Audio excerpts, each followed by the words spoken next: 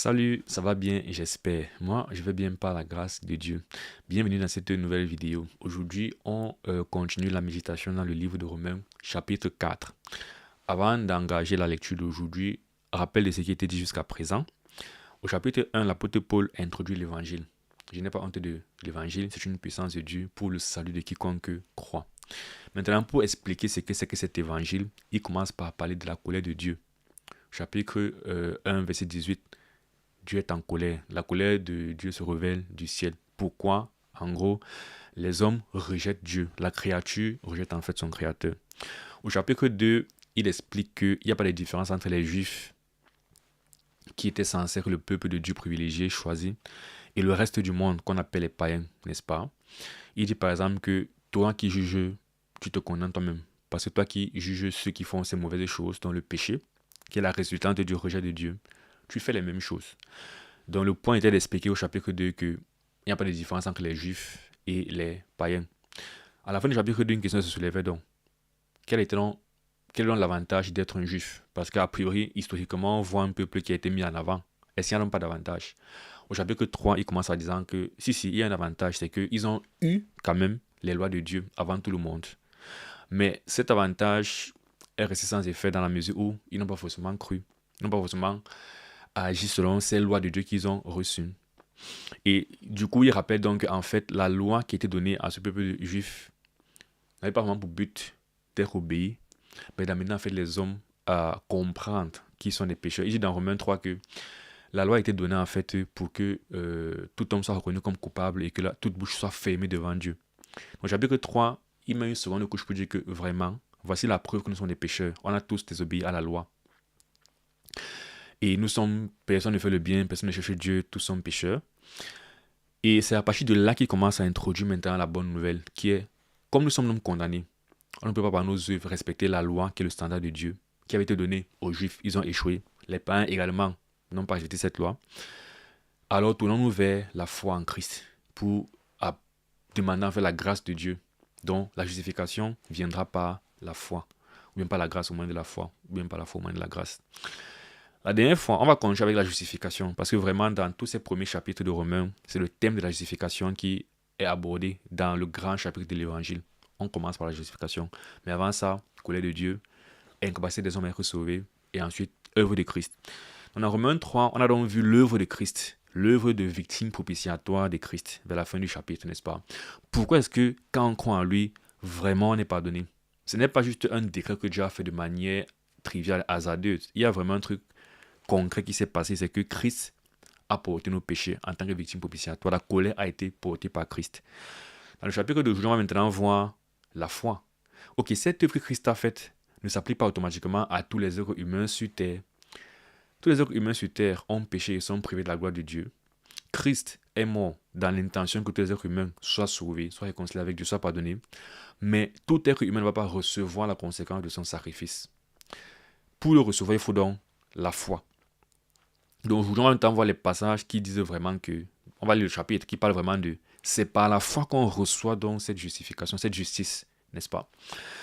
Donc ça c'était pour le contexte et comme je disais au début de cette série, c'est un livre qui est vraiment un développement. C'est pourquoi je prends le temps au début de chaque vidéo de rappeler ce qui a été vu précédemment. Parce que Paul est en train d'expliquer quelque chose. Les chapitres ne sont pas détachés, sont vraiment liés. Donc il faut garder ce fil au moment où on avance. Comme d'habitude, première lecture, on fait une lecture générale sans commenter les versets. Juste pour que ceux qui n'ont peut-être pas lu Romains 4 récemment reprennent un peu le fil de la lecture. Et ensuite, on va faire une seconde lecture où on va s'attarder sur chaque verset. Du moins, les versets, autant que le Seigneur nous inspire, quoi. Donc, que dirons-nous donc qu'Abraham, notre père, a obtenu selon la chair? Si Abraham a été justifié par les œuvres, il a sujet de se glorifier, mais non devant Dieu. Car, que dit l'Écriture? Abraham crut à Dieu et cela lui fut imputé en justice. Or, à celui qui fait une œuvre, le salaire lui est imputé non comme une grâce, mais comme une chose due. Et à celui qui ne fait point d'œuvre, mais qui croit en celui qui justifie l'impie, sa foi lui est imputée à justice. De même, David exprime le bonheur de l'homme à qui Dieu impute la justice sans les œuvres.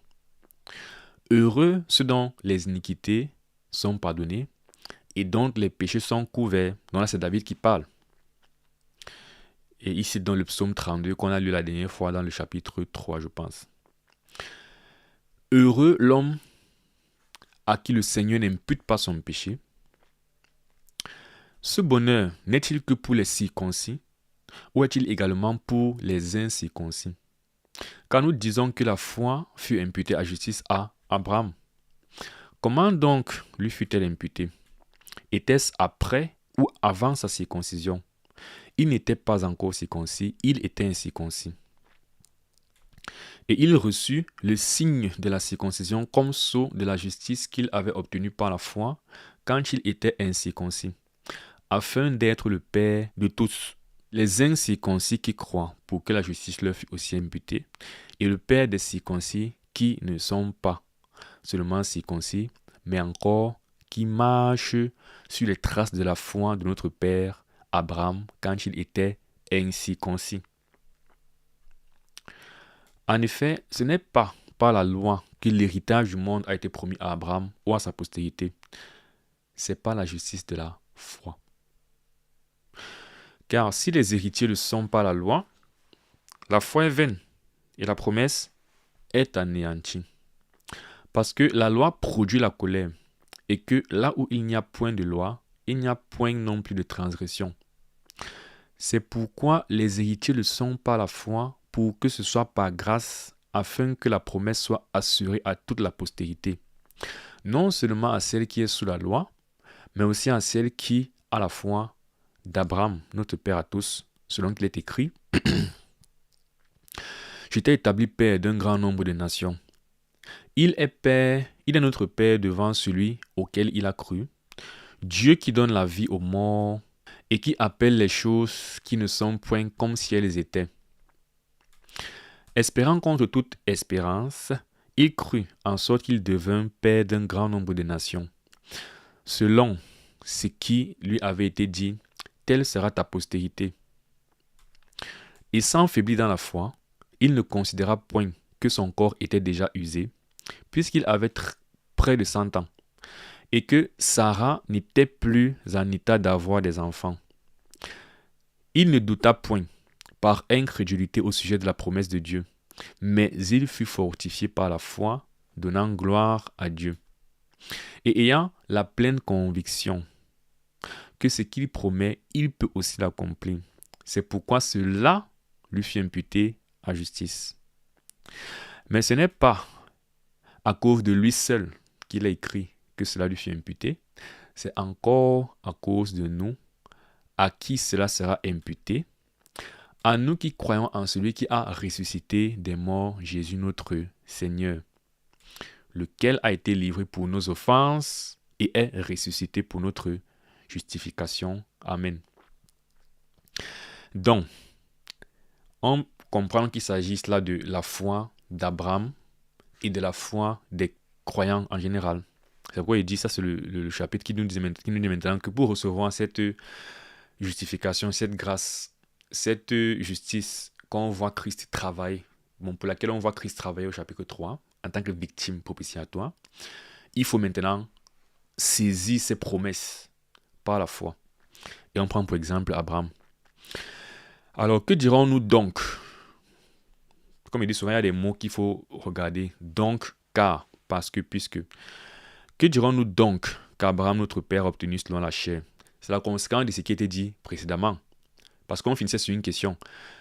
Tu es en train de dire que c'est par la grâce qu'on est sauvé à apôtre Paul, n'est-ce pas? C'est par la foi. Et tu as montré en quelque sorte que la loi n'était pas vraiment faite pour être obéie, mais pour nous montrer que nous sommes des pécheurs et des coupables et qu'on se tourne vers la foi. Donc, par ton système de foi, tu es en train d'anéantir la loi finalement. C'est ça la question. Il a dit non au chapitre précédent, loin de là, au contraire, nous confirmons la loi.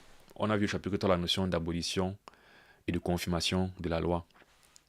Mais quelqu'un peut se poser une question. Comme Paul le fait souvent, il anticipe, il la pose. Dans son cœur, quelqu'un va se dire, mais Abraham, en fait, et tous les patriarches qu'on connaît ont eu la loi Et c'est par là qu'on les a en fait reconnus comme étant des justes parce qu'ils étaient obéissants à la loi et tout ça. Donc, qu'est-ce qu'on va donc dire qu'il a obtenu selon la chair? Donc, selon ses capacités, qu'est-ce qu'il a obtenu? Si Abraham a été justifié par les œuvres, il a sujet de se glorifier, mais non devant Dieu. Si Abraham a été justifié par les œuvres, conséquence, il peut se glorifier. Et le fait est que il peut en fait se glorifier. Mais quelle est la limite? Abraham ne peut pas se glorifier devant Dieu. Se glorifier de quoi? De sa justice. Et ici, en fait, il y a une notion de justification devant les hommes et devant Dieu qu'il faut comprendre. C'est que, comme Abraham, par sa vie, on a vu qu'il a réussi à obéir à Dieu dans plusieurs circonstances, par des choses comme se lever partir dans une terre inconnue. Se lever marcher, c'est l'obéissance, n'est-ce pas? Offrir son fils en sacrifice et toutes sortes de grandes choses qu'il a faites. Quand les hommes regardent ça, les hommes peuvent voir par ces actes qu'Abraham pose qu'il est juste. Et il peut se retourner devant ces hommes et dire, regardez ce que j'ai fait, je suis juste. C'est ça se glorifier devant les hommes. Il peut le faire, c'est ce que l'apôtre Paul dit. Il peut le faire. Mais dès lors qu'il va se retrouver devant Dieu, il ne pourra pas dire, regarde comment j'ai fait ceci et cela, et donc devant toi je suis juste. Donc il peut se glorifier devant les hommes, mais pas devant Dieu. Donc, ses œuvres le justifient aux yeux des hommes, mais ses œuvres ne le justifient pas aux yeux de Dieu. Car, que dit l'Écriture? Il explique ce qu'il vient de dire, n'est-ce pas? Et moi, je le devance un peu parce que j'ai tout lu. Mais il va redire ce qu'il est en train de dire. Que dit l'Écriture? Abraham crut à Dieu et cela lui fut imputé à justice. Donc, devant Dieu, finalement, ce n'est pas ses œuvres qui va montrer à Dieu et dire, regarde mes œuvres et conclut que je suis juste basé sur ses œuvres. Non. L'Écriture nous dit plutôt que c'est quand il a cru que sa foi lui était imputée à justice. Et là, on va aller lire ce récit qui est très emblématique dans la vie d'Abraham et dans la vie chrétienne. C'est la justification d'Abraham par la foi. Dans Genèse 15, on lit versets 1 à 6. Après ces événements, la parole de l'Éternel fut adressée à Abraham dans une vision. Et il dit, Abraham, ne crains point, je suis ton bouclier et ta récompense sera très grande. Abraham répondit, Seigneur éternel, que me donneras-tu? Je m'en vais sans enfant, et l'héritier de ma maison, c'est Eliezer de Damas. Donc il dit à Dieu, bon voilà, tu m'as donné de grandes choses, mais le plus important pour moi, c'est d'avoir un héritier, d'avoir un enfant, d'avoir un fils qui sort de mes entrailles. Mais malheureusement, je n'en ai pas, puisque Sarah était stérile, il était déjà âgé. Bon, maintenant, il y a un enfant dans sa maison qui n'est pas le sien, qui va hériter. Mais il est un peu triste parce qu'il aurait bien voulu que ce soit un enfant qui sort de ses entrailles, quoi, qui hérite de lui. Abraham dit, voici, tu ne m'as pas donné de postérité, et celui qui est né dans ma maison sera mon héritier. Probablement un fils d'un de ses servants, quoi, qui est né chez lui. Il va dire, bon, ok, on va faire avec. Et c'est donc là que la parole de l'Éternel lui fut adressée ainsi. Ce n'est pas lui qui sera ton héritier, mais c'est celui qui sortira de tes entrailles qui sera ton héritier. Donc ce n'est pas, voilà, cet enfant qui n'est pas né de toi, mais un enfant sortira de toi en fait, et c'est lui qui va finalement être hérité de toi. Voici une promesse qui est en train d'être faite à Abraham. Et après l'avoir conduit dehors, il dit, regarde vers le ciel et compte les étoiles si tu peux les compter. Et il dit, telle sera ta postérité. Voilà la promesse une fois de plus. Et donc, comment Abraham répond à cette promesse? Parce que Abraham est déjà âgé, Sarah est stérile. C'est pourquoi lui, il est déjà en train de dire à Dieu que bon, clairement, il est en train de faire une requête à Dieu. Mais c'est une requête où il est un peu en train de reconnaître quand même les évidences qui sont contre lui. Donc il dit à Dieu, bon, je constate simplement que voilà comment on va finir cette affaire. Je n'aurai pas d'enfant. Et donc Dieu lui fait maintenant une promesse à laquelle il a le choix entre dire, je ne vois pas comment ça va arriver, ne pas croire, ou dire, tu es Dieu, je vais croire en toi. Et donc on dit, Abraham eut confiance en l'Éternel qui le lui imputa en justice. Je veux qu'on aille très lentement, vraiment super lentement. Parce que Romains 4, c'est un passage qui, pour moi, c'est l'un des passages. C'est vrai qu'ils sont nombreux, mais c'est l'un des passages les plus clairs, en fait, qui clôt le débat sur est-ce que la justification vient seulement par la foi, ou ça vient par la foi plus nos œuvres, ou ça vient par nos œuvres? Bon, généralement, par nos œuvres, ce n'est pas souvent ça qu'on discute. C'est souvent, est-ce que ça vient par nos œuvres plus la foi? Est-ce que c'est la somme des deux qui nous justifie devant Dieu? C'est souvent ça le débat. La discussion, ce qui est difficile à digérer, surtout pour mes amis catholiques. Ça a été mon expérience jusqu'à ce jour avec les catholiques, c'est que quand je leur dis que la justification, c'est par la foi seule, ils disent la foi sauve, mais il faut aussi les œuvres. Ils veulent sommer les deux. Et donc, je pense que Romains 4, c'est vraiment un chapitre, quand je le lis sincèrement et pour ce qu'il dit, il clôt ce débat. Dans le sens que c'est par la foi seule qu'on est justifié. C'est pourquoi je veux qu'on aille très lentement. Qu'est-ce qui a été imputé à justice? Et on parle ça de la justice devant Dieu, pas devant les hommes.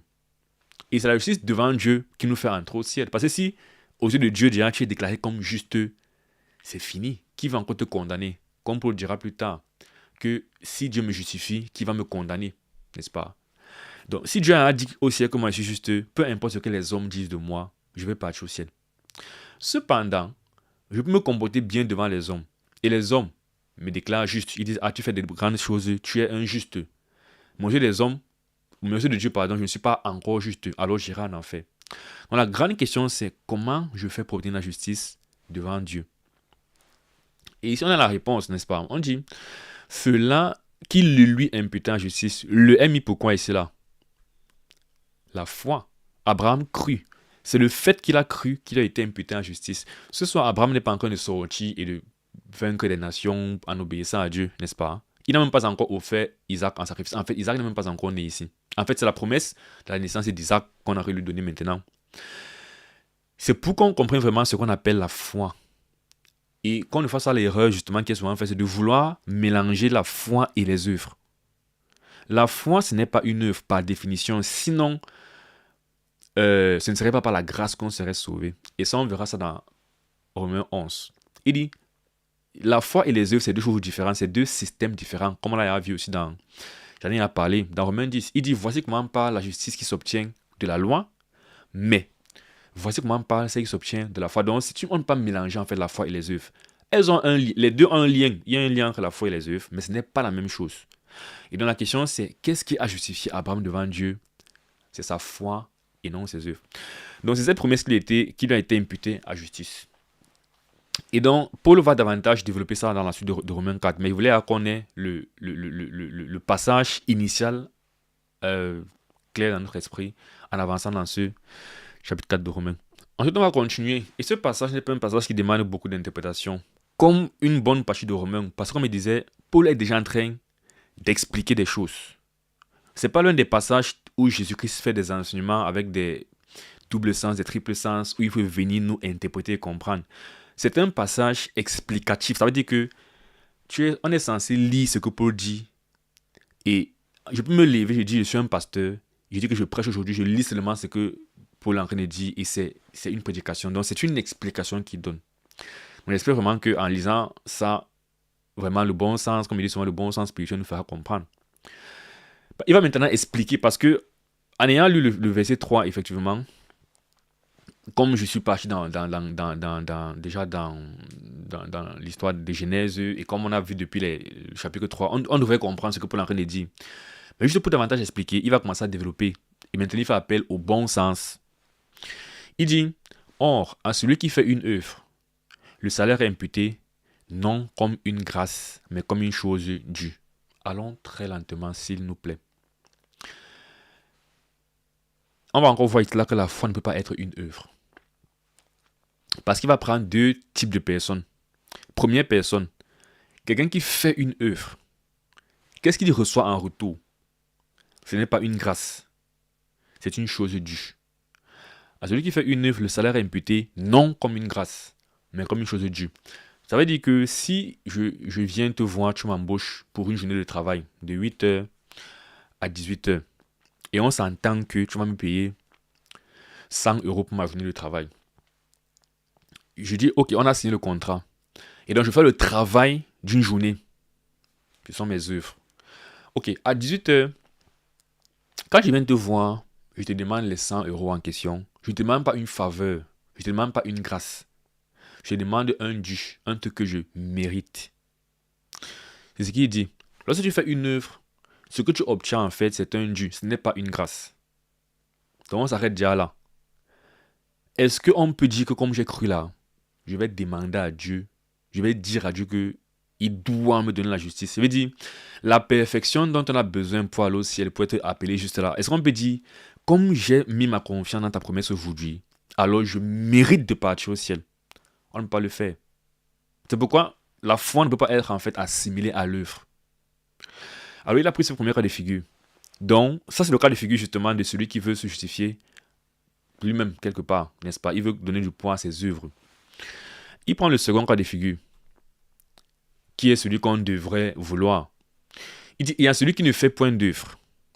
Alors encore très lentement, ne courons pas. Celui dont tu vas parler ici ne fait pas du tout d'œuvre. Il ne fait pas du tout d'œuvre. L'œuvre c'est quoi? C'est l'obéissance à la loi de Dieu. Il dit, il y a quelqu'un qui ne fait pas cette œuvre-là, mais qui croit en celui qui justifie l'impie. Donc, il n'est pas en train d'obéir à la loi de Dieu, mais il croit plutôt à celui qui justifie. Donc, celui qui justifie, c'est Dieu, non? C'est-à-dire que, de même que Dieu avait promis à Abraham la postérité, et qu'Abraham a cru, de même que Dieu me promet que comme Christ est mort, alors je peux avoir la vie éternelle. Comme Christ est mort et ressuscité, alors mes péchés sont pardonnés. De même qu'il me fait cette promesse-là, c'est ça l'évangile, n'est-ce pas? Si je crois en cela, alors ma foi, sa foi lui est imputée à justice. Sa foi lui est donnée comme justice. Pour aller encore terre à terre, c'est injuste. Ce n'est pas normal. Ce n'est pas mérité. C'est pour ça que c'est une grâce. Ce n'est pas juste que moi qui pêche, je me retrouve au ciel. C'est ça le paradoxe en fait avec l'évangile. Mais comme Christ a payé pour mes péchés, je peux me retrouver au ciel. La justice maintenant, comme on voit au chapitre 3, n'est-ce pas, de Dieu qui est manifesté dans l'évangile, c'est que s'il m'avait laissé partir au ciel, tout simplement comme ça, sans que personne ne paye pour mes péchés, il aurait été injuste. Mais comme Christ a payé pour mes péchés, Dieu n'est pas injuste. Il peut me laisser partir au ciel en restant juste. Il peut me justifier. Il peut être juste tout en justifiant celui qui a la foi. Donc, si on résume les deux cas de figure, il y a un gars qui a fait les œuvres. Donc maintenant, voici ce qu'il faut comprendre. Parce que quand il dit il ne reste pas la loi, il n'obéit pas à la loi de Dieu, il croit, ça peut frustrer les personnes. Déjà, c'est ce que le texte dit. Mais ce qu'il faut comprendre, c'est que quand on parle d'obéissance à celui qui fait une œuvre, le salut est imputé comme une grâce, comme une chose de Dieu, c'est de manière théorique.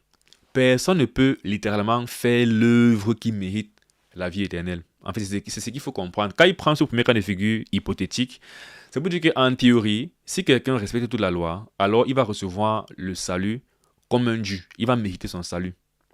Mais ça, c'est en théorie. Dans les faits, personne ne peut justement respecter la loi.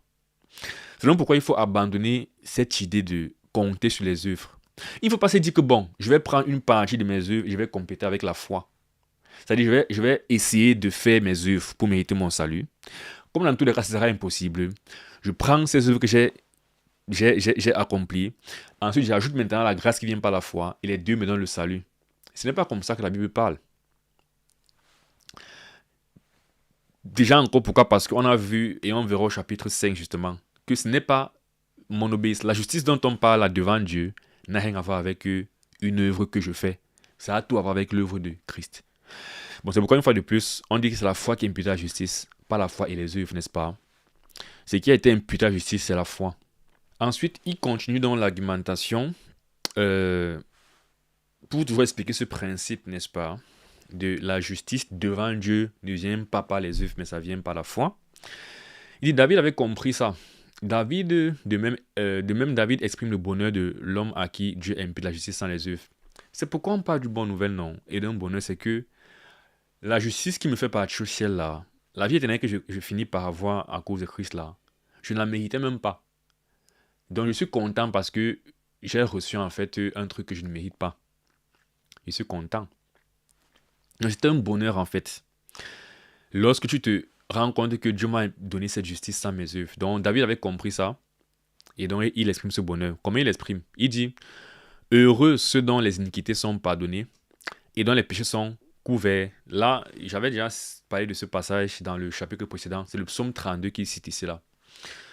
Donc le péché est couvert, l'iniquité est pardonnée. Pas parce que Dieu est un Dieu injuste qui va laisser le péché sans le punir, mais parce que Dieu a puni ce péché en quelqu'un d'autre. Christ me couvre en fait par son sang. Donc en Christ, donc je suis heureux.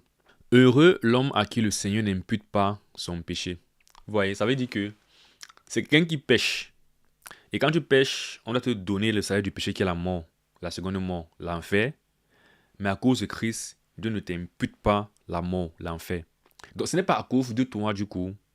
C'est pas parce que tu as trop réussi à obéir, c'est pas parce que tu as réussi à trop faire de grandes choses. C'est parce que Christ, lui, a parfaitement obéi à Dieu et qu'il est mort. Il a pris ton péché à ta place.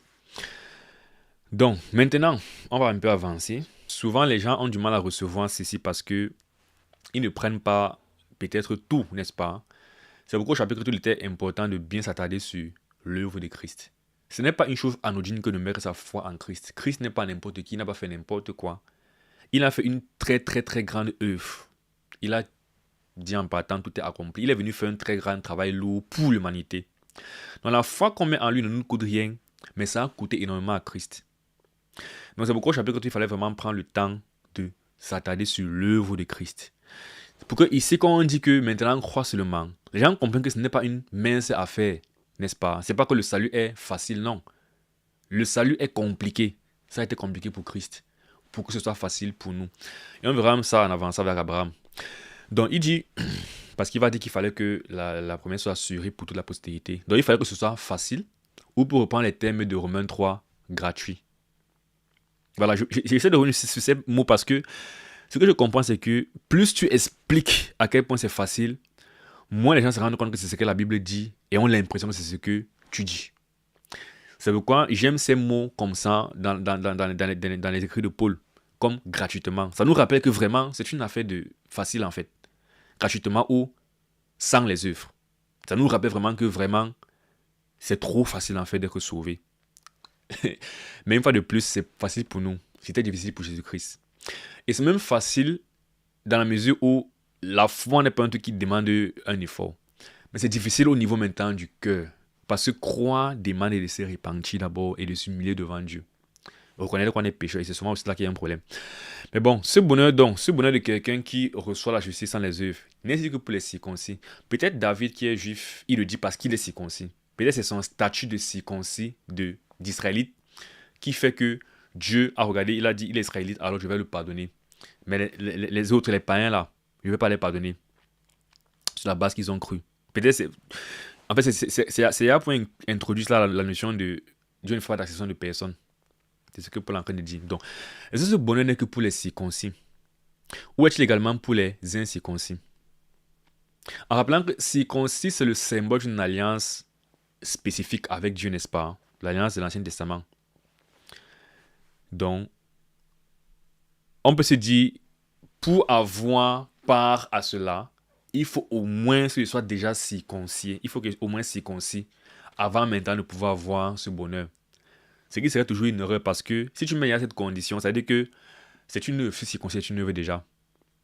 C'est déjà en fait erroné. Et c'est ce que Paul va détruire ici pour dire que non, ça n'a même pas rattaché en fait, au fait d'être circoncis ou pas. Et aussi au-delà de la circoncision, la circoncision représente la loi, une fois de plus, le système en fait d'obéissance. Donc, quand nous disons que la loi fut imputée en justice à Abraham, donc il dit rentrons un peu aux origines pour bien comprendre comment vient cette justice. Parce qu'aujourd'hui, après Abraham, Isaac, Jacob, les deux tribus et toute la loi bien formée, on peut être confus en termes de à quel moment est-ce que vient finalement cette grâce. C'est quand je suis dans l'alliance physique et maintenant je suis disposé à être dans l'alliance spirituelle. C'est comment, et bien Paul va nous rentrer au premier qui était justifié pour nous dire tout ça n'existait pas encore, toute cette loi et toutes ces choses. Il a déjà reçu sa justification. Donc, il explique donc comment donc lui fut-elle imputée. Une fois de plus, on parle de la justice de Dieu. Comment a-t-il été déclaré juste au point de mériter le ciel ou bien au point de pouvoir entrer au ciel devant Dieu? Comment ça lui a été imputé? Était-ce après ou avant sa circoncision? Il n'était pas encore circoncis, il était incirconcis. Donc ça, c'est pour annuler l'idée que quelqu'un pourrait avoir de se dire que, bon, c'est vrai qu'il y a la grâce. Et ça, c'est un peu l'idée de quelqu'un qui veut faire la foi puis ses œuvres. Parce que ceux qui pensent foi plus œuvre, bien sûr, ne parlent pas perfection dans les œuvres. Ils pensent toujours, je fais un minimum d'œuvres et la foi fait le reste. Et donc, le fait d'être circoncis dans la chair représente ce minimum d'œuvres que tu veux faire. Par minimum, j'entends, je fais mon maximum pour servir Dieu, mais comme il n'est pas parfait, je vais toujours pécher. Et donc, ma foi maintenant complète le reste. C'est ça que la circoncision dans la chair représente, n'est-ce pas? Ce minimum. Et puis donc, Paul dit que même ça, Abraham n'avait pas encore. Abraham n'avait même pas encore ce minimum. Donc, Abraham, sous ce rapport, n'était pas différent d'un païen. Parce que ce qui faisait l'alliance spécifique avec le peuple de Dieu, le peuple juste physique, c'était l'alliance en fait. Il fallait avoir fait une alliance. Et l'alliance était représentée par la circoncision dans l'Ancien Testament, n'est-ce pas? Et donc, il n'avait pas encore fait l'alliance. Donc, à ce moment-là, Abraham n'est pas différent de tout le reste des païens. Mais dans cet état, il a reçu la justice. Pour nous faire comprendre une fois de plus que la justice de Dieu, c'est un truc qu'il offre en fait à l'humanité, à la création, sans distinction de race, de religion, de couleur, quoi que ce soit. Dieu ne fait pas exception de personne. Il aime sa créature, l'être humain. Et c'est ça qu'il veut sauver. Ou bien c'est lui qui veut sauver. Donc, il n'était pas circoncis. Et il reçut. Donc, il a été, reprenons ça, comment lui fut-elle imputée? Était-ce après ou avant sa circoncision? La réponse est que c'était avant, non, vu qu'il n'était pas encore circoncis. Donc, avant ne soit circoncis, Abraham était déjà déclaré juste. Étant maintenant déjà juste avant la circoncision, après maintenant vient la circoncision. Maintenant, à quoi donc a servi la circoncision plus tard? Il était juste. C'est comme quelqu'un qui dirait, si tu me dis que c'est la foi qui me sauve, à quoi donc ça sert de faire les œuvres qui viennent après? Tout ce qui est fait après là, c'est à quoi? Puisque la grâce m'a sauvé, je suis sauvé, pourquoi encore faire des œuvres? Ce qui vient après la justice, c'est à quoi? Donc forcément, tu as tort, c'est après mes œuvres finalement qu'on verra si vraiment il peut partir au ciel. Je vais dire que je crois en Christ, mais c'est ce que je fais par la suite qui va vraiment déterminer si vraiment je pars au ciel ou pas. C'est ça qui vient par la suite, n'est-ce pas?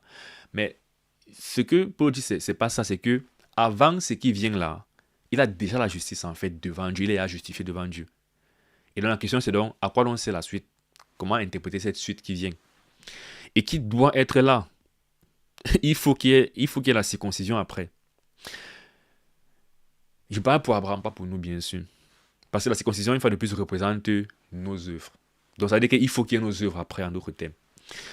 Donc il dit, et il reçut le signe de la circoncision comme sceau de la justice qu'il avait obtenu par la foi, quand il était incirconcis. Donc, un sceau, c'est une marque tout simplement. C'est comme l'évidence extérieure d'un truc qui existait déjà, mais qui ne se voyait pas, qui était intérieur. Donc, il reçut le signe, d'où le mot signe. Un signe, c'est ça, non?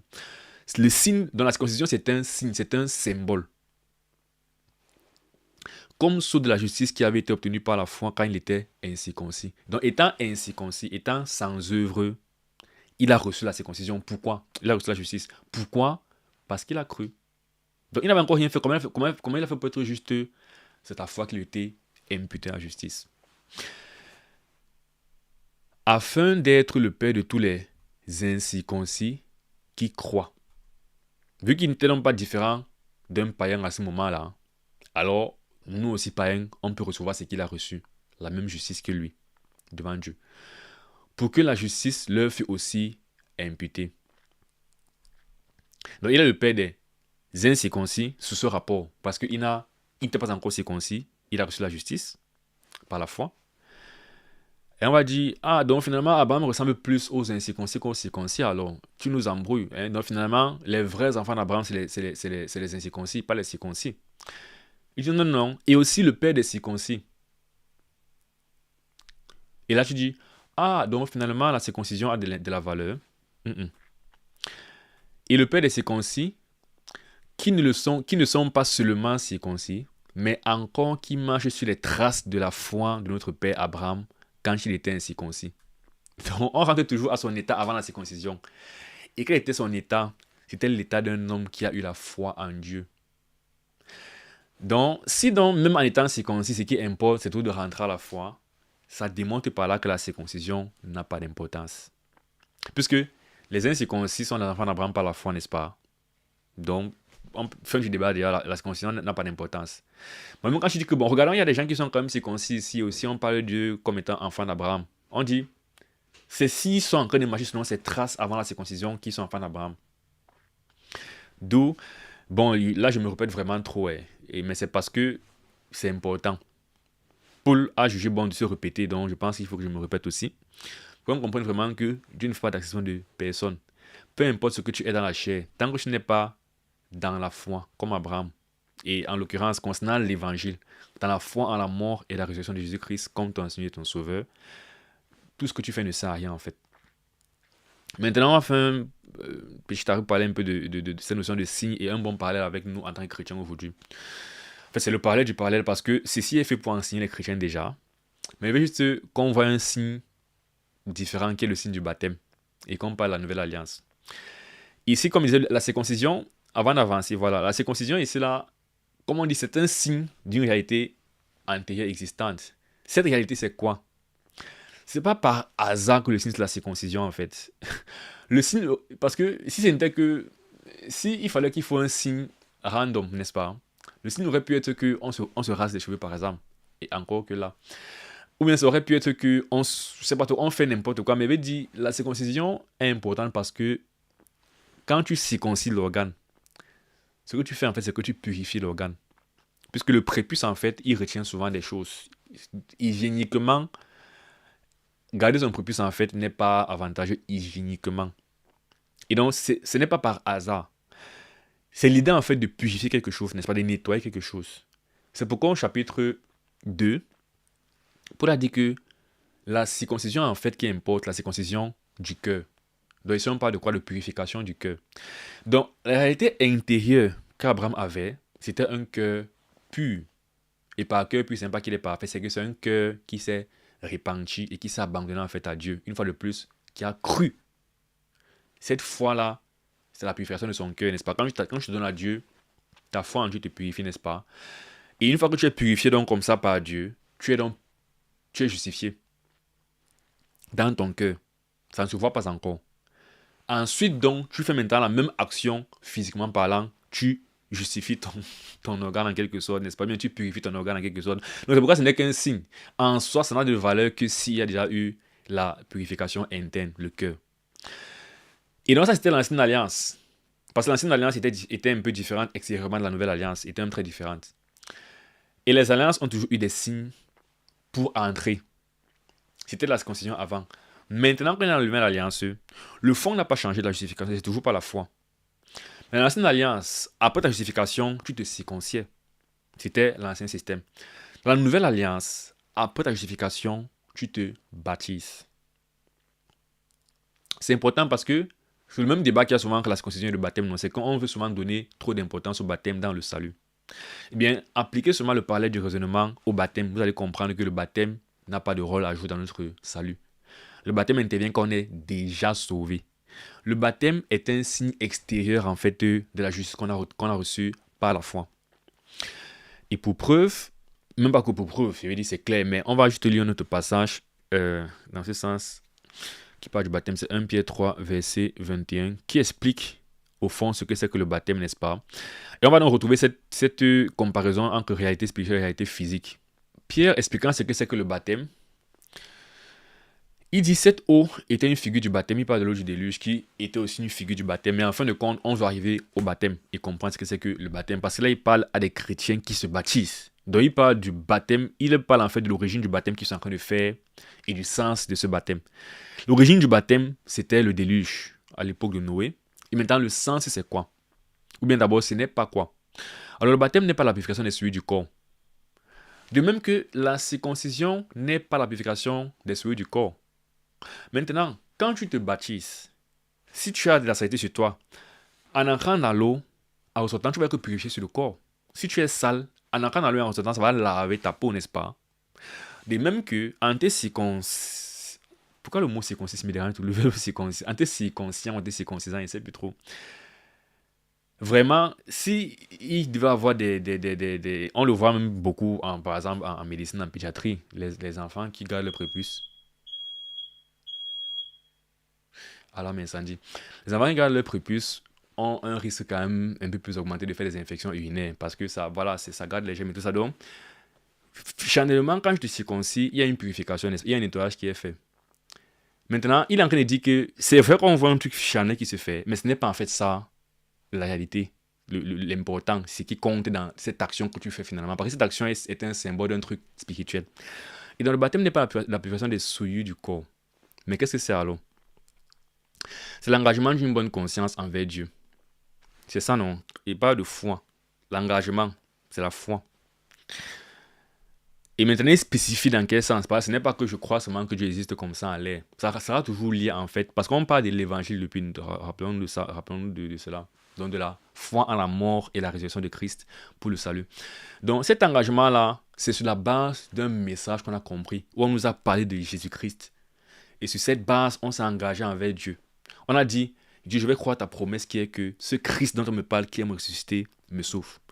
Donc, c'est l'engagement du monde conscience envers Dieu qui maintenant nous sauve par la résurrection de Jésus-Christ.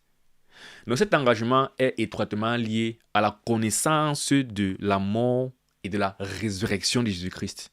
En d'autres termes, c'est l'évangile. C'est quand tu prêches l'évangile, tu comprends l'évangile.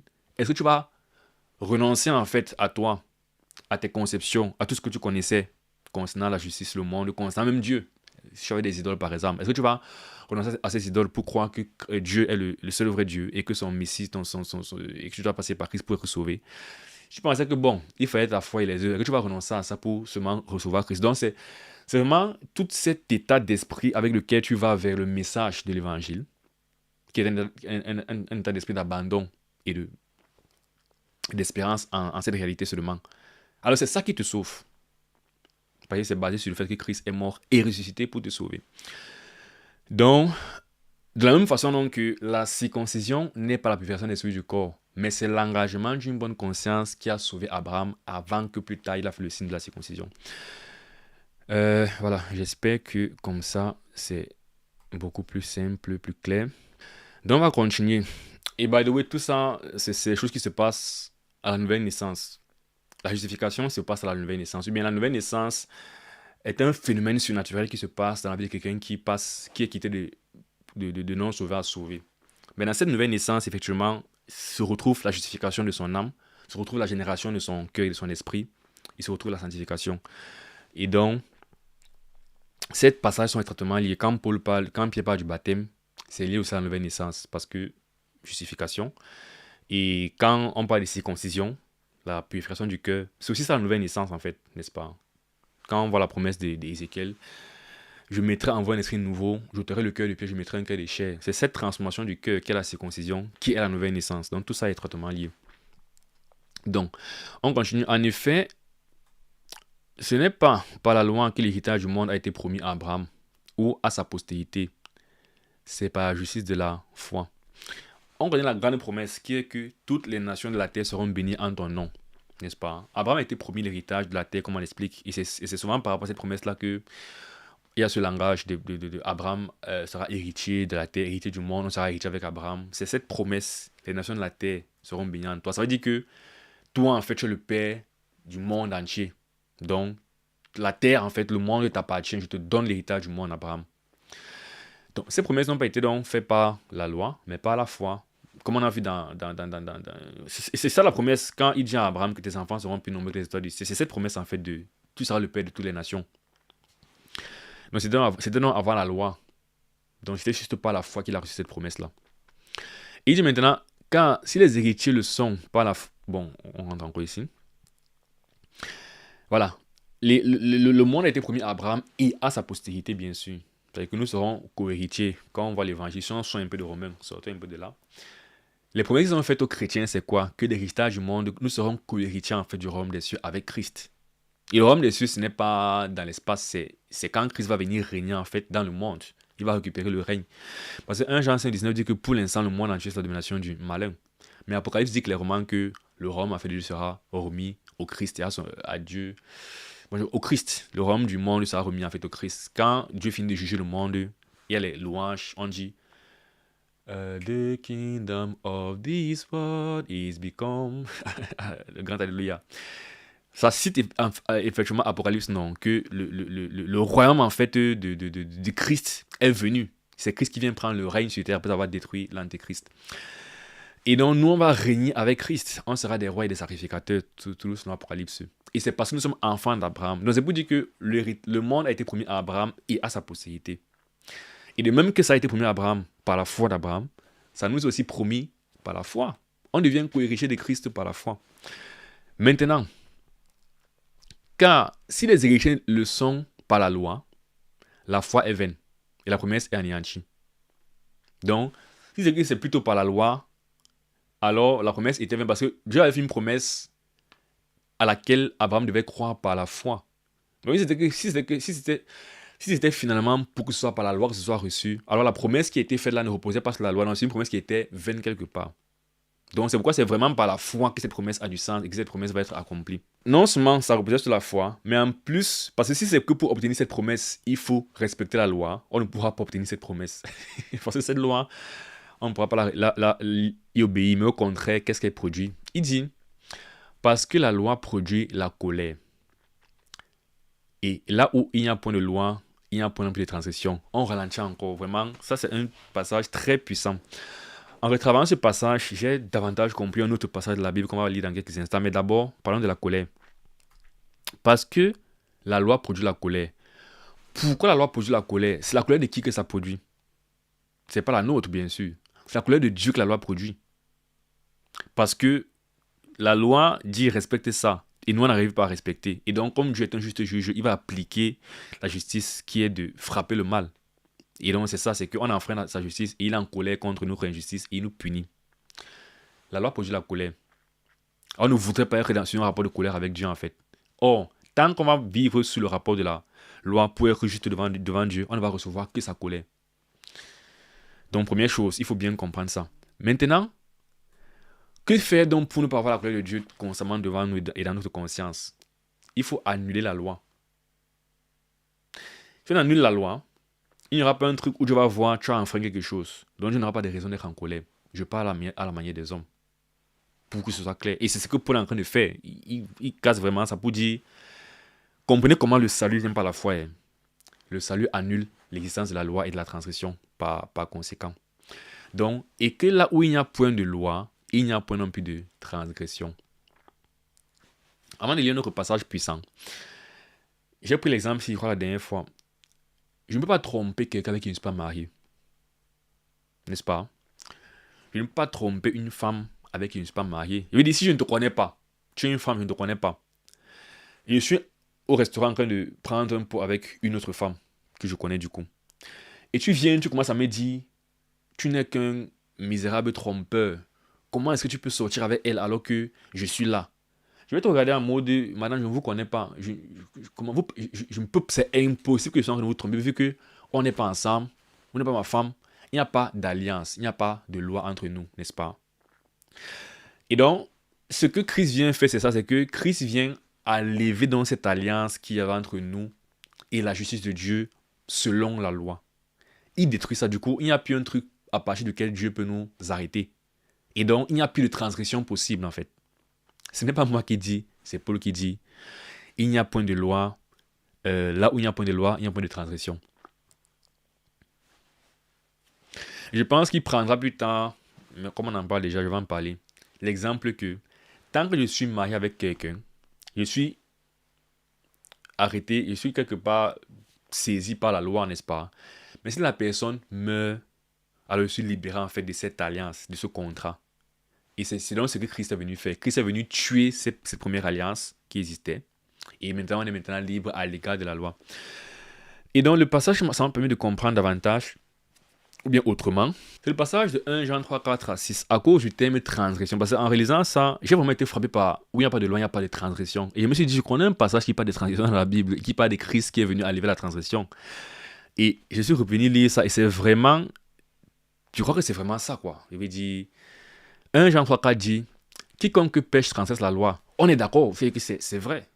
C'est de ça qu'on parle depuis. Et par conséquent, la colère de Dieu est sur la personne. Parce que tu as transgressé la loi, non? Tu étais sur un rapport où ta justice dépendait justement de l'obéissance à la loi. Comme tu as péché, alors tu as transgressé. Et c'est ça le péché. C'est la transgression de la loi. Oui, je vais en venir, n'est-ce pas? Et c'est ce qu'il disait. Or, vous savez que Jésus est apparu pour ôter le péché. Comment Christ ôte le péché? Voilà la question qu'il faut se poser. Et une fois de plus, je vais entrer dans un truc un peu compliqué ici. Mais c'est pas moi qui le veux, c'est les Écritures qui me forcent à le faire. Christ, en fait, n'ôte pas le péché après qu'on ait péché. Christ n'ôte pas le péché après qu'on ait péché. Christ nous empêche carrément de pécher. Je vais aller très très très lentement. Ne vous fâchez pas encore. Parce que ça me prête à confusion, mais je vais éclaircir en avançant. Mais au niveau de, littéralement, strictement parlant, la conséquence du péché qui est l'enfer, Christ nous empêche de poser l'acte du péché qui amène à l'enfer. Parce que pour commettre ce péché qui amène à l'enfer, il faut enfreindre la loi, n'est-ce pas? Si la loi n'existe pas, je ne peux même pas commettre ce péché qui me fait partir en enfer. Ça, c'est la première application en fait de l'évangile et de la justification. Et c'est pourquoi l'évangile, en fait, de bien l'alliance en Christ est une alliance qui nous assure la vie éternelle, qui nous assure le salut, qui nous assure la justification. Du coup, là, la question qui va venir, c'est: tu veux dire quoi par là, Yvan? Donc, si demain maintenant je pêche, je n'ai pas vraiment péché, il n'y a pas vraiment un problème. Il y a un problème. C'est pourquoi il faut maintenant comprendre la notion justement de prémisse, perfection. Je prends d'abord un exemple pour expliquer ça. Lorsque je suis né de nouveau, est-ce que la Bible t'appelle saint? La réponse est oui, non. Quand je suis né de nouveau, la Bible t'appelle saint.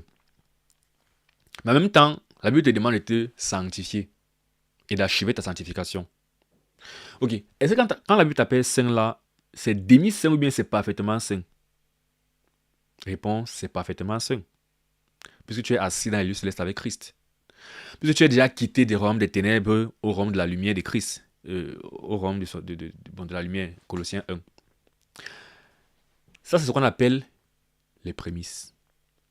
Je ne sais pas si le bon thème c'est prémices, mais j'ai toujours compris ça comme ça. Ça dit que la conséquence initiale, mais en même temps parfaite de ton salut, c'est ta perfection parfaite.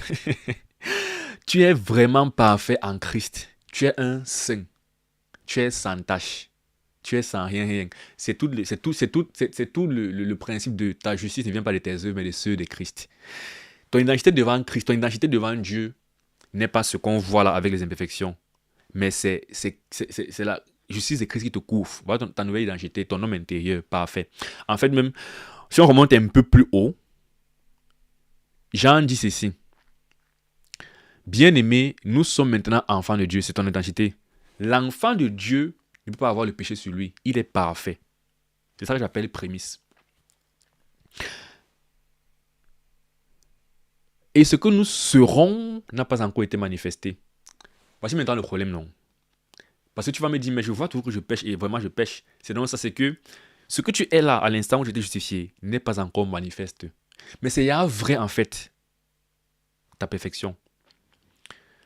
Mais ça sera manifeste à un moment donné, quand on verra Christ face à face, n'est-ce pas? Mais nous savons que lorsque cela sera manifesté, nous serons semblables à lui parce que nous le verrons tel qu'il est. Donc là, c'est la fin du monde. On entre dans l'eschatologie un peu plus, mais c'est un peu expliquer la notion de prémisse perfection. Ce qu'il veut dire, c'est que de la même façon que quand tu crois que tu es déjà un saint, mais tu dois maintenant faire quoi? Vivre dans... C'est un peu comme s'il y avait... Je sais pas comment expliquer ça, mais j'espère qu'on se comprend. Tu es un saint appelé à être saint. C'est comme ça qu'on peut mettre ça simplement. Et c'est même le langage de la Bible. Tu es déjà un saint, mais tu es appelé à devenir saint en même temps. Les deux sont vrais en même temps, en fait. Mais, et ce n'est pas que le fait que tu es un saint est conditionné par ta marche actuelle. Tu es déjà vraiment saint. mais en même temps, tu vas forcément te sanctifier. Et c'est aussi là c'est pourquoi il dit, c'est important de parler de ces notions ensemble, de la justification et de la régénération et de la sanctification, parce que ça n'existe pas quelqu'un qui devient vraiment saint comme ça et qui vit toute sa vie dans le péché jusqu'à ce qu'il meurt dans le péché. Ça c'est pas normatif ça. Vraiment, si on me dit que ça existe, je vais dire que c'est l'exception. Mais je vais dire, quand tu lis les textes, en fait, il y a aussi une marche qui sied à la vie d'un saint, n'est-ce pas? Mais on reconnaîtra que nous ne sommes pas. Nous avons différents niveaux d'échec dans cette marche de sanctification et de sainteté. Donc, ce n'est pas vraiment dans la manière dont on réussit à être parfait sur notre vie sur terre après le salut qu'on vient compléter quoi que ce soit sur notre état devant Dieu, notre salut, quoi. Le salut, il est parfait par la foi en Christ. Et c'est pour ça, une fois de plus, que c'est une folie. Parce que c'est trop beau pour être vrai, en fait. C'est toute la folie de l'évangile. Mais c'est que ta foi, vraiment, te rend parfaitement saint. Mais tu as appelé à être saint, à te sanctifier. Donc tu vas continuer à marcher et à grandir pour devenir ce que tu es censé être en Christ. Je prends aussi le langage de 2 Corinthiens qui dit, nous sommes transformés de gloire en gloire en l'image de Christ, en fait. Pourquoi il prend le terme miroir? Parce que quand j'entends miroir, je te dis, je me vois, n'est-ce pas? Eh bien, tu vois Christ dans le miroir. Mais tu vois ce que tu es censé être. Ou bien tu vois ton homme intérieur parfait au ciel dans le miroir. Tu vois Christ. Mais ton homme intérieur, finalement, revêt la justice de Christ. Et pendant que tu le vois, c'est ce que tu es vraiment au ciel. Toi aussi, jour après jour, tu es en train de marcher. Aujourd'hui encore, peut-être tu m'entends beaucoup. Et après 2 ans, c'est bon avec le mensonge. Après, c'était l'impudicité. Après, c'est bon. Après, c'était la cupidité. Après, c'est bon. Et tu es en train de te sanctifier, n'est-ce pas? Mais si tu meurs avant de devenir, entre guillemets, parfait, ce que tu ne seras même jamais d'abord, ta sainteté qui est au ciel, en fait, n'a pas changé de 2 secondes. Tu es toujours parfait. Bon, c'était donc pour expliquer la leçon de prémisse perfection, c'est que il y a une réalité qui est parfaite. Maintenant, on vit notre réalité. Eh bien, c'est la même chose avec le péché. C'est que Christ, en fait, pour mon état devant Dieu concernant le péché, je ne pêche même pas, en fait. Bon, c'est la même chose qu'il était en train de dire quand il disait que ton état devant Dieu ne change pas finalement à la fin de ta vie, n'est-ce pas? C'est que comme le péché foncièrement mérite l'enfer, et que Christ, en fait, a mal délivré de la loi, et qu'il n'y a pas de transgression, il n'y a pas de péché, alors mes actions n'influencent pas mon homme spirituel intérieur. Donc cet homme-là, en fait, ne pêche pas. Et c'est pourquoi il dit que ça peut être bizarre, parce que tu vas me dire, mais quand je pêche vraiment, non. Oui, quand je pêche encore, je pêche vraiment. Mais c'est maintenant au niveau de l'impact de ce péché, en fait, sur les réalités spirituelles qui est différent. L'impact sur ma vie éternelle est différent quand je pêche encore. C'est pour ça que quand tu es chrétien et que tu pêches, on ne dit pas que bon, maintenant tu es plus chrétien. Et c'est pour ça que maintenant, qu'est-ce qu'on fait? De manière... Bon, je laisse les termes compliqués. On va seulement dire, rentre encore à Christ. Et son sang va te purifier. Tu vois? Ce n'est pas qu'avant que son sang te purifie, tu ne t'es plus sauvé. Non. C'est maintenant pour une autre dimension de ta vie, justement, qui est la vie sur terre. En fait, c'est un peu compliqué, mais en fait, c'est simple. C'est un peu compliqué si on veut simplement forcément mettre un doigt dessus. Mais si on se limite à ce qui est assez évident dans le texte de la Bible, ce qui est évident, c'est que où il n'y a pas de transgression, il n'y a pas de péché. Ce qui est évident, c'est que je ne pêche plus vu que j'ai été libéré de la loi. On a vu ça dans Romains. Et c'est même pourquoi, justement, quand il disait que j'ai davantage compris ce passage, c'est parce que, en lisant Romains, c'est ce que je comprenais en déduisant, n'est-ce pas? Et puis, Jean va dire ce que je comprenais déjà, en fait. Et que j'interprétais différemment avant, mais je vais ajouter ça à cette interprétation de ce que Jean dit ici. Jean dit donc, vous savez que Jésus est apparu pour ôter les péchés. Et il n'y a point en lui de péché, en Christ. Et donc, voici ce que je suis en train de dire. Il dit, quiconque demeure en lui ne pêche point. C'est ce que je suis en train de dire, c'est que si je suis en Christ, c'est impossible que je pêche, vu que il n'y a pas de loi, il n'y a pas de transgression, il n'y a une parole de péché, vu que je suis en Christ. Je suis en Christ, je ne suis pas dans la loi, il n'y a pas de loi. Donc je ne peux pas pécher, en fait. Tandis que quiconque pêche ne l'a pas vu et ne l'a pas connu. Si tu n'es pas en Christ, alors forcément, tu es sous la loi de... Quand il dit la loi, c'est pas dans le sens que tu es parti te circoncire, mais c'est le principe que ton obéissance va te rendre juste devant Dieu. C'est ce que j'ai expliqué depuis que la loi, au-delà d'être une alliance littérale, c'est un principe en fait d'obtention de la justice qui repose sur mes œuvres, mes performances. Et donc, quelqu'un dirait donc, non, Ivan, tu ne comprends rien. Vraiment, c'est une affaire de pratique du péché. Et ça, je comprends ça. Comme il va dire au verset 9, n'est-ce pas? Il dit au verset 9 que quiconque est né de Dieu ne pratique pas le péché, parce que la semence de Dieu demeure en lui. Et il ne peut pécher parce qu'il est né de Dieu. Mais une fois de plus, il faut aller lentement. C'est que ce que Jean a dit en haut est un peu différent de ceci. J'explique comment. L'aspect pratique du péché, justement, c'est vraiment ce que j'appelais perfectionnement. Bon, je reviens. Quand il dit prémisse perfection, c'est que le prémisse, en fait, c'est l'état parfait, n'est-ce pas, qui est déjà au ciel vrai. Ce que j'entends par perfection, c'est perfectionnement, c'est que c'est maintenant sur la chronologie, mon comportement pendant que je suis encore sur terre, n'est-ce pas? Ce que j'entends par perfection. Et prémisse, c'est un peu du genre, ok, j'inverse tout. Je suis désolé. Le prémisse, justement, la perfection, c'est plutôt ce qui est censé être au ciel, en fait, n'est-ce pas? Je suis censé être saint. Mais le prémisse, c'est maintenant la conséquence de cette perfection dans ma vie actuelle. C'est que comme je suis censé être un saint, ça me change tellement au point où je commence à m'améliorer. Donc, il y a un effet initial de la perfection dans ma vie qui me pousse à changer de vie, à me sanctifier, n'est-ce pas? Mais ce n'est qu'un prémisse, ce n'est pas encore complet. C'est comme les premiers, on appelle ça comment là, les premières récoltes, non. Quand on parle des prémices d'une récolte, n'est-ce pas? C'est que la récolte n'est pas encore complète, mais on commence à voir déjà quelque chose. Eh bien, c'est un peu ça, c'est que je suis censé être parfait, non. Mais aujourd'hui, sur Terre, tu vas voir que parfois, je manque encore de patience, de tempérance. Tu vois encore l'imperfection dans ma vie, n'est-ce pas? C'est vraiment ça les prémices. Mais les prémices, en fait, c'est de telle sorte que je vais toujours m'améliorer vers la perfection, qui est ce que je suis déjà, en fait. Pour revenir maintenant à ce qu'il est en train de dire, ici, le langage ne pratique pas le péché, c'est la notion de prémisse. C'est que bien que je ne pêche plus du tout, c'est ce qui est parfait au ciel, c'est que je ne pêche pas en fait. Mais dans ma vie de tous les jours quand même, il y a maintenant le côté que, en général, le péché va d'abord diminuer dans la vie de quelqu'un qui est sauvé. En général, quelqu'un qui est sauvé ne va pas vivre dans le péché justement. C'est ça qu'il est en train de dire. Mais ça, c'est l'aspect prémisse. Et comme il disait quand il prenait l'exemple du salut, ce qu'il fait dans cette prémisse n'impacte pas ce qui est parfait.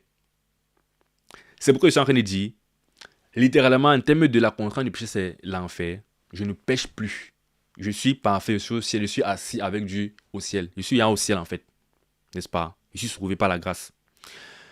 Mais maintenant, dans la perfection, comme c'est dynamique, je vais souvent pécher. Je vais demander pardon.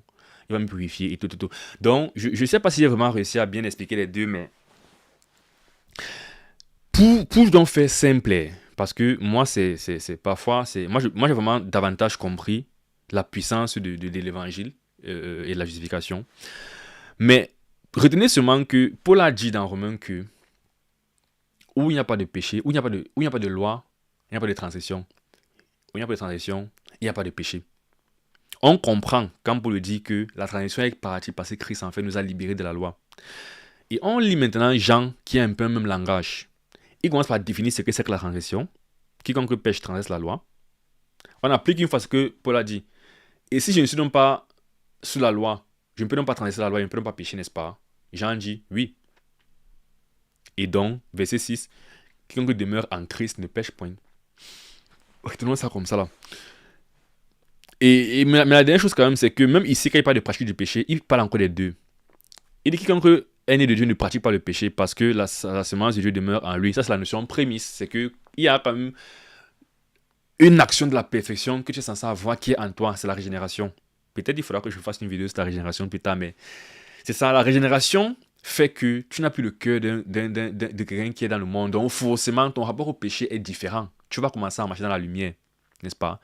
Mais le péché que tu commences à cet instant-ci n'est pas le péché qui est celui qui conduit à la mort en termes de tu pars en enfer. Parce que sur ce rapport-là, en fait, tu n'es pas sous la loi, en fait. Donc Dieu ne peut pas en fait te condamner basé sur le péché que tu as commis parce que tu ne transgresses rien. Et donc après avoir utilisé le thème de la pratique du péché, on va parler du mode de vie, n'est-ce pas? Il revient encore sur l'action ponctuelle. Il ne peut pas pécher.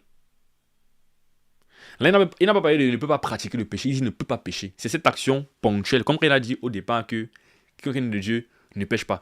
Il n'a pas dit quiconque de Dieu ne pratique pas le péché au début. n'est-ce pas? Ici, ne pêche point. Donc, c'est très catégorique en fait. Genre, c'est impossible de pécher. C'est pourquoi, une fois de plus, c'est une notion qu'il faut vraiment pouvoir comprendre. Prémisse, perfection.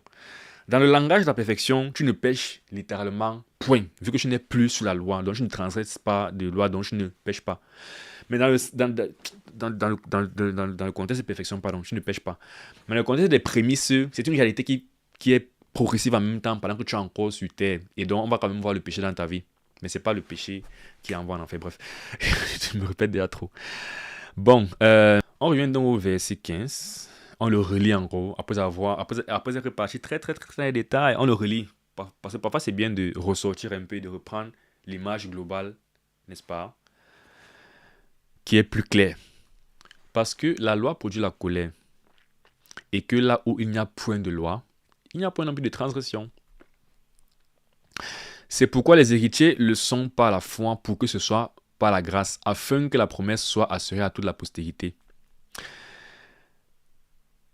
On s'arrête d'abord là. Pas pour durer, mais juste pour dire que c'est de ce que je parlais en disant que comme c'est devenu aussi facile que ça, la foi, alors c'est une chose qui est sûre. Mais si on partait sur la loi, ça devait être compliqué et difficile et incertaine. C'est pourquoi il a dit que si c'est par la loi, la promesse en fait sera vaine parce que personne ne va réussir à avoir cette promesse. Parce que c'est difficile, c'est impossible en fait. Mais comme c'est par la foi, ou bien la raison pour laquelle ça devait être par la foi, c'était pour que la promesse soit assurée, non, à toute la postérité. Et une fois de plus, quand on dit postérité, ce n'est pas quelque chose de figé. C'est toute personne qui va venir s'inscrire dans le comportement d'Abraham. Donc, toute personne qui aura la foi devient la postérité. Donc, c'est une façon de dire que c'est pour que les hommes qui veulent le salut, bien qui acceptent le salut, soient vraiment sauvés en fait. Donc, quand on dit que la promesse soit assurée à toute la postérité, c'est un peu pour dire que pour toute personne qui va vouloir vraiment être sauvée, puisse certainement être sauvée.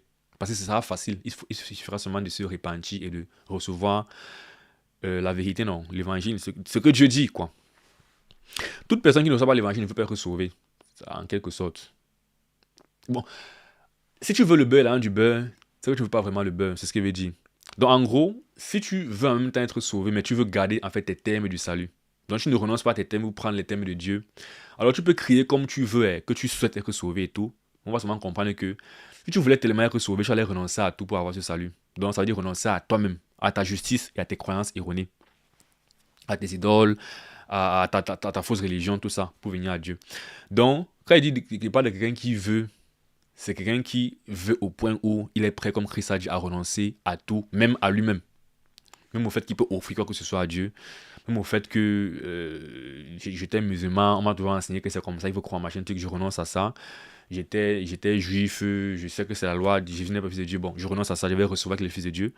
J'étais athée, je renonce à ma rébellion, et je finis par accepter que Dieu existe et que Christ. Donc, c'est ça en fait que j'appelle vouloir. Et donc, toute personne qui veut comme ça, va croire et va assurément hériter des promesses. Et donc, non seulement, à toute la postérité, donc, non seulement celle qui est sous la loi, pour revenir en quoi Dieu ne fait pas d'acception de personne, non seulement ceux qui sont nés sous la loi, donc, là il parle en fait des Israélites, mais aussi à celle qui a la foi d'Abraham, notre père à tous, selon qu'il est écrit. J'étais établi père d'un grand nombre de nations. Il est notre père devant celui auquel il a cru. Dieu qui donne la vie aux morts et qui appelle les choses qui ne sont point comme si elles étaient.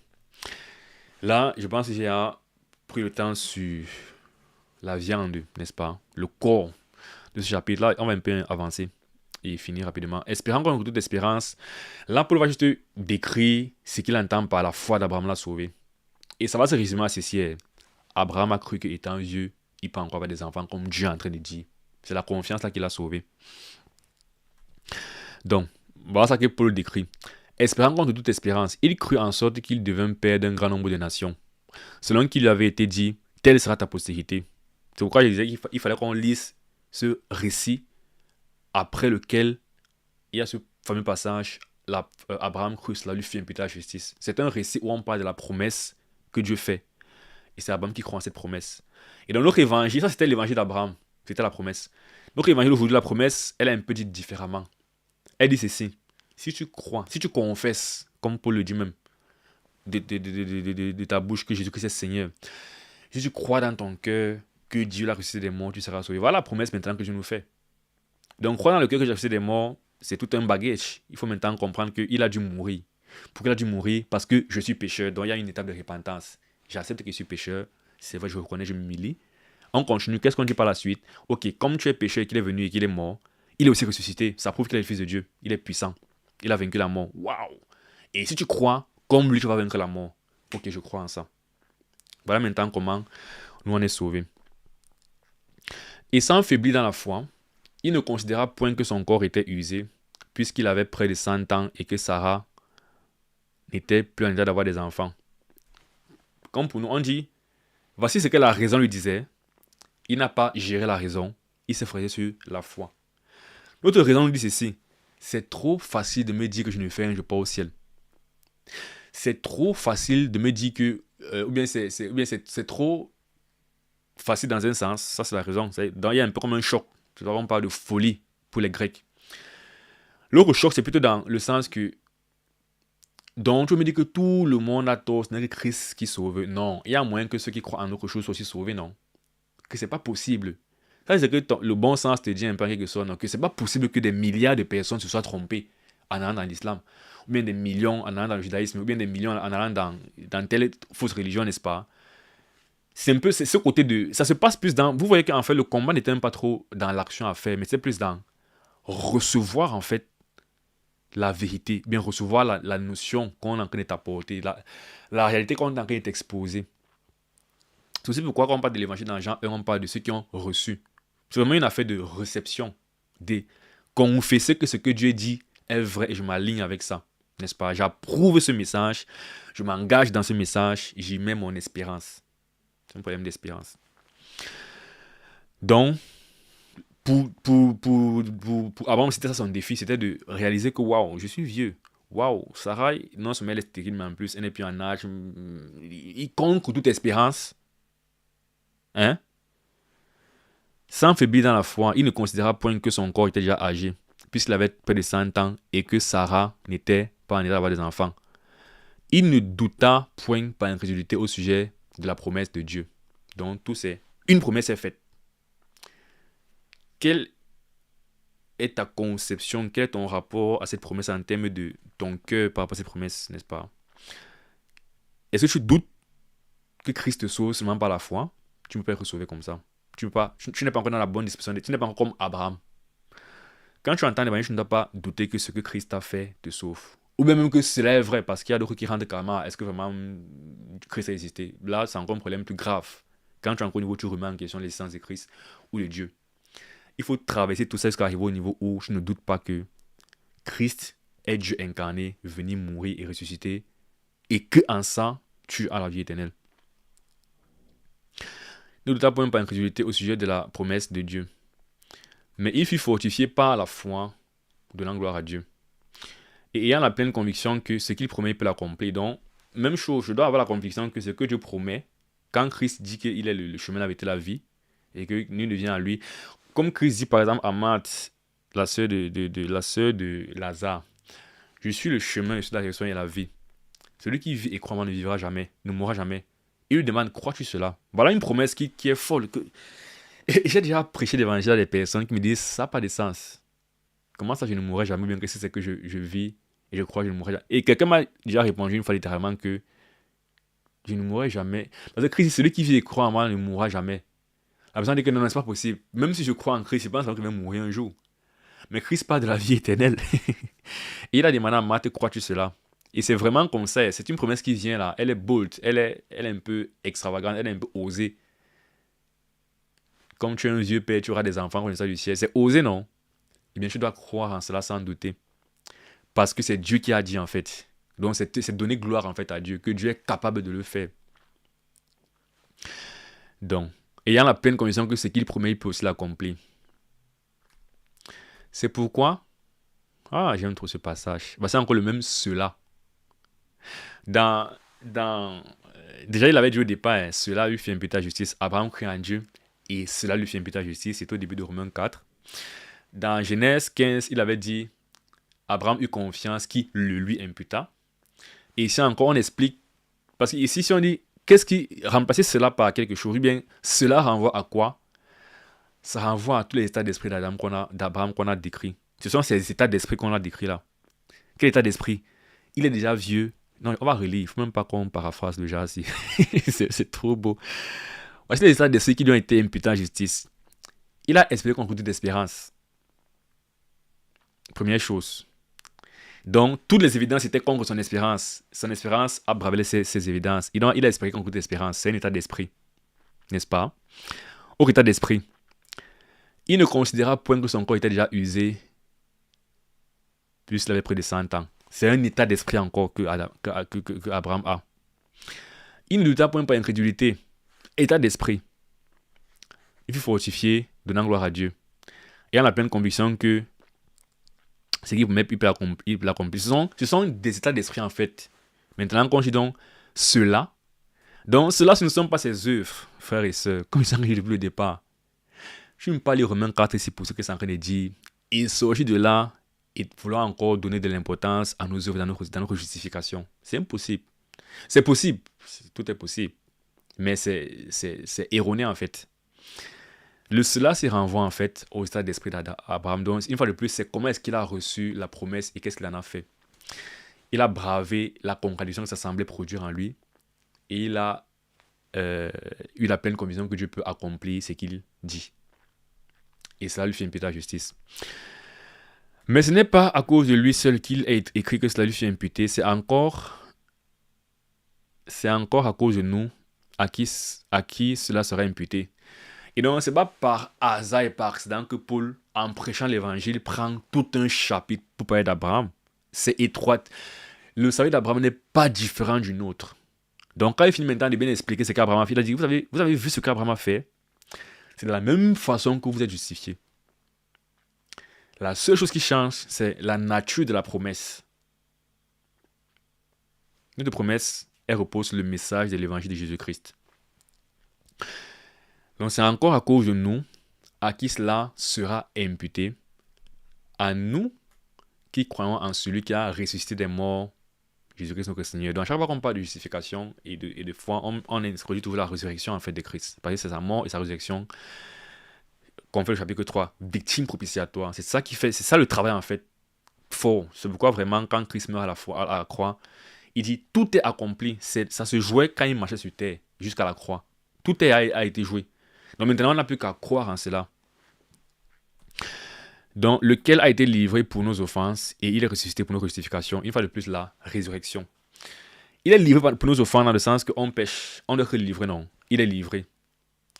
Mais s'il ne ressuscitait pas, il y aurait un gros problème. Est-ce que vraiment on peut avoir confiance en lui pour vaincre la mort? Parce que la mort nous attend tous. Et quand il ressuscite donc, on dit « Oh, il a vaincu la mort ». Et donc par conséquent, on peut lui faire confiance. Et donc par conséquent, littéralement aussi, notre espérance en lui nous fait vaincre la mort. N'est-ce pas? Et on a la promesse qu'on ressuscitera aussi comme lui à la fin, un jour. Ceci, c'est la fin de ce chapitre. Très, très, très puissant comme d'habitude. Je rends grâce à Dieu.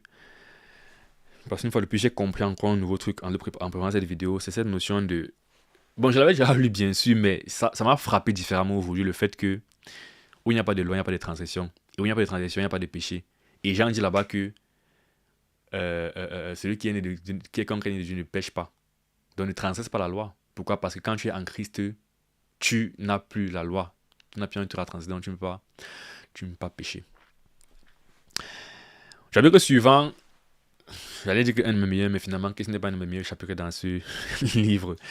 Mais ce qui est bien, c'est qu'il parlera encore de la justification toujours. Et il va maintenant étaler vraiment d'où vient la justice. Et parler du fait que, regarde ce qu'Adam a fait, voilà la conséquence. Regarde ce que Christ a fait, voilà la conséquence. Et dans toute cette argumentation, il n'y aura jamais nos œuvres. Mais on parlera de notre justice qu'on obtient. Et non, une fois de plus, la justification vient des œuvres de Christ et non des nôtres. Merci d'avoir regardé cette vidéo jusqu'à la fin. J'espère qu'elle te bénira.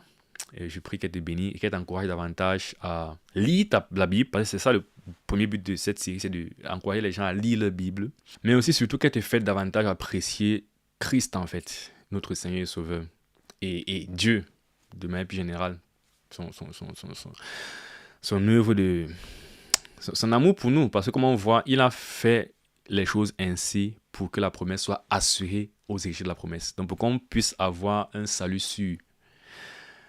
Donc, on se retrouve dans une prochaine vidéo. Que Dieu te bénisse. Porte-toi bien d'ici là. Ciao.